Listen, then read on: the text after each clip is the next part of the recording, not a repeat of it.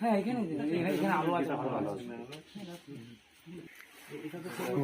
SP সাহেব পাঠিয়েছেন, খুব ভালো লাগলো আমাদের শুনে। ঠিক আছে, এইটা ভাই তুমি ভিতরে রেখে দাও, রেখে আসো স্যার একটু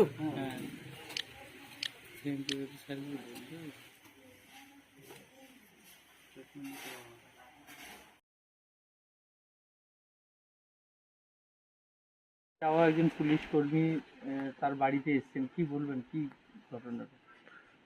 কনস্টেবল লক্ষ্মীকান্ত মণ্ডল 3rd ব্যাটালিয়নে পোস্টেড আছেন।